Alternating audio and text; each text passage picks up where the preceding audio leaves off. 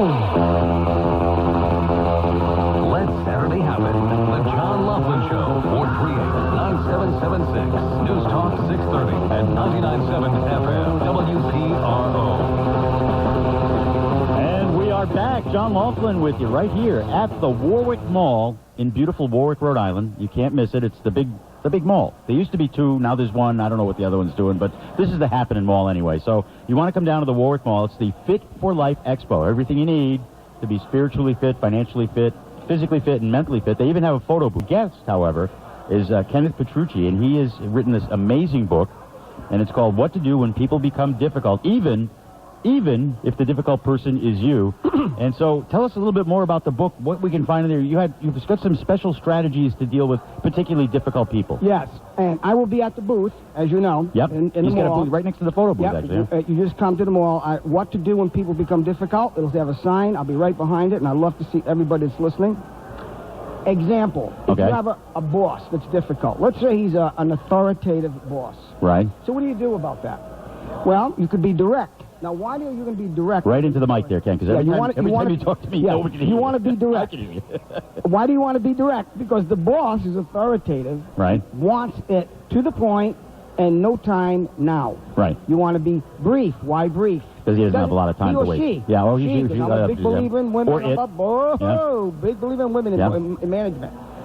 And be less confrontational. Why would be less confrontational with an authoritative boss? Because they're not going to want you to confront them in a debate or some sort of a problem like Sure. that. Be accountable. They want you to be accountable, direct, brief, less confrontational. Example. Okay. And one more thing. Be clear in your solutions. Clear in your solutions. Do you want to hear another one? Sure. And collaborative. Let's say you have a collaborative boss. Boss likes to hear ideas, goes back and forth. Fine. Right. I never worked for that guy. You never? Never. Never. I always work. You have one that's like the... The self-destructive Yeah, that's boss. the guy I work for. You want to get well, things by the present ball. company accepted, of course. Oh, come on. Present company accepted. He's the boss. He's the boss, yeah. Are you telling him he's self-destructive? No, he's Oh, no, wonderful. no. He's Oh, couldn't be wonderful. better. Yeah, you say that now. Well, I'm sitting here next to you. The collaborative boss, right? You offer your ideas. Now, why do you offer ideas to someone who's collaborative? They're going to respond to that in a collaborative way. Yes, they want to hear that. Yeah. And also, like, if you're dealing... Now, let me cover a self-destructive boss. Okay. Boss. Self-destructive. They have issues. They have personal issues. They're not dealing with them. Be specific. Focus on the facts rather than personality or vague ideas. Okay. Be specific. Mm-hmm. Because if they're self-destructive, they're going to be self-destructive. Sure. And the less time you spend with them, the less time they're going to be self-destructive. We had, I actually worked for a guy in Iraq who was what we call in the military a toxic leader. He was literally a self-destructive boss.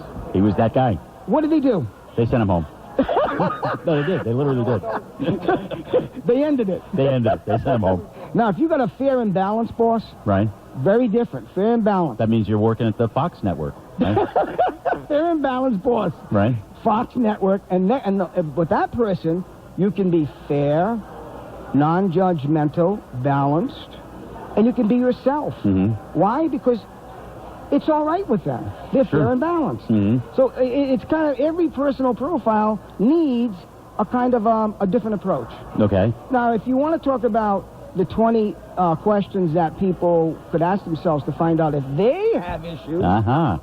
Now, you don't have any issues. I have none whatsoever. I'm Nothing. issue-free. You're In fact, the whole show is issue-free.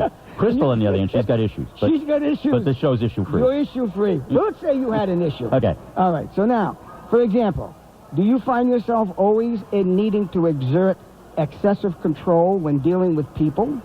No, but I'm going to move this to the next level here, right? We're going to go...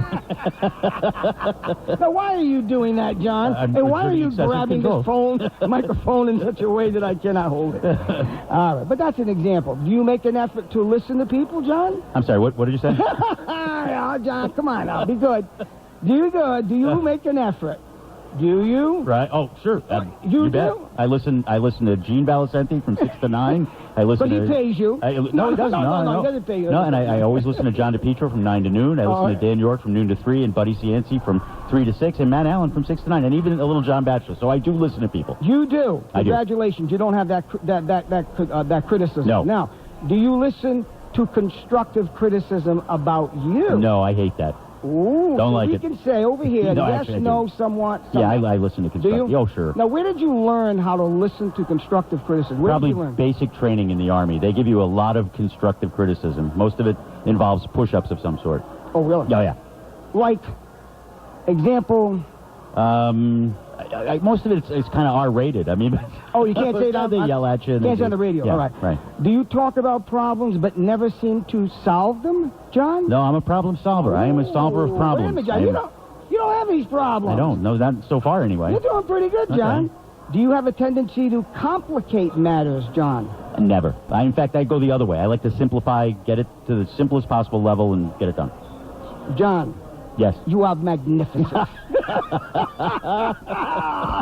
You are magnificent. So far, so good. All right, how about coworkers? Do you want to learn how to deal with coworkers? Difficult coworkers, yes. Huh? Absolutely. First thing you do is listen and try to find out what triggers their difficulty. Okay. Make a note of it. Put it on paper.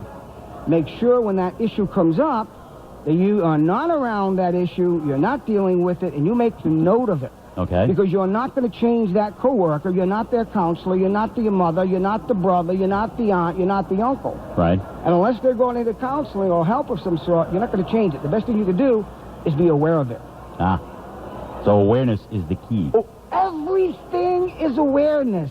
Every problem begins with awareness. Everything. So the book talks about that. This is an absolutely magnificent book, and it should be kind of considered a handbook for dealing with human beings, Yes. which we have to do a lot. The title of the book is What to Do When People Become Difficult, Even If the Difficult Person Is You, and it's by Kenneth Petrucci. He's a Rhode Islander who lived in Texas for a little while, but he's in Rhode Island, and he is a licensed psychotherapist. Is there a license for that?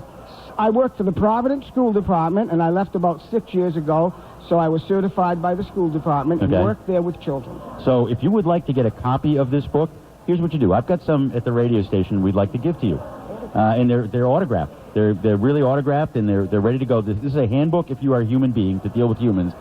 Give Crystal a call at 438-9776. That's right now, and we'll give you a book. 438-9776, because Crystal really doesn't have enough to do out there in East Providence, so we're gonna add a few more tasks to her plate.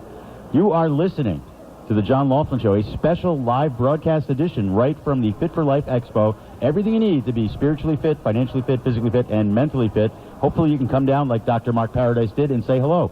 We'll be right back after this.